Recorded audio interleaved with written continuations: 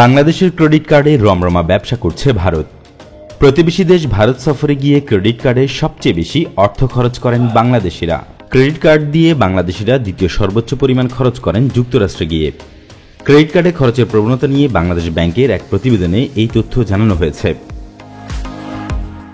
বাংলাদেশ ব্যাংকের প্রতিবেদনে বলা হয়েছে, একক দেশ হিসেবে ভারতে ক্রেডিট কার্ডের মাধ্যমে সবচেয়ে বেশি খরচ করেন বাংলাদেশিরা।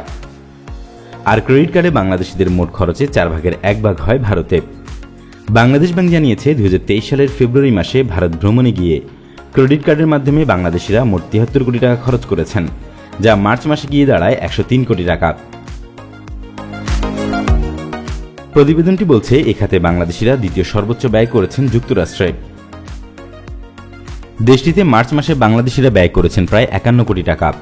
একই মাসে থাইল্যান্ড খরচ করেছেন 42 কোটি টাকা, দুবাই ও সিঙ্গাপুরে যথাক্রমে 41 ও 34 কোটি টাকা।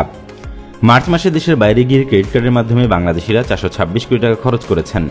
একই মাসে দেশে বিদেশে ক্রেডিট কার্ডে মোট খরচ হয়েছে 2374 কোটি টাকা, যা ফেব্রুয়ারি মাসে ছিল 2172 কোটি টাকা। কেন্দ্রীয় ব্যাংকের প্রতিবেদন অনুযায়ী বাংলাদেশিরা যেসব দেশে ক্রেডিট কার্ডের মাধ্যমে সবচেয়ে বেশি অর্থ ব্যয় করছেন, সেসব দেশের মধ্যে আরও রয়েছে যুক্তরাজ্য, সৌদি আরব, মালয়েশিয়া, কানাডা, নেদারল্যান্ডস, আয়ারল্যান্ড ও অস্ট্রেলিয়া। দেশের বাইরে সবচেয়ে বেশি ব্যবহার করা হয়েছে ভিসা কার্ড। এরপরে রয়েছে যথাক্রমে Mastercard, Amex card, Diners card, Union Pay ও জেসিবি কার্ড। বাংলাদেশ ব্যাংকের প্রতিবেদন বলছে, মার্চ মাসে দেশের বাইরের সুপার শপগুলোতে 157 কোটি টাকার কেনাকাটা করেছেন বাংলাদেশিরা। এর মধ্যে ওষুধ কিনেছেন 61 কোটি টাকার, কাপড় কিনেছেন 46 কোটি টাকার ও যাতায়াতে ব্যয় করেছেন 29 কোটি টাকা। এই ব্যয়ের উল্লেখযোগ্য খাতগুলোর মধ্যে আরও রয়েছে নগদ টাকা উত্তোলন, ব্যবসা, সেবা, পেশাগত ব্যবসা ও সরকারি সেবা গ্রহণের মতো খাতগুলো।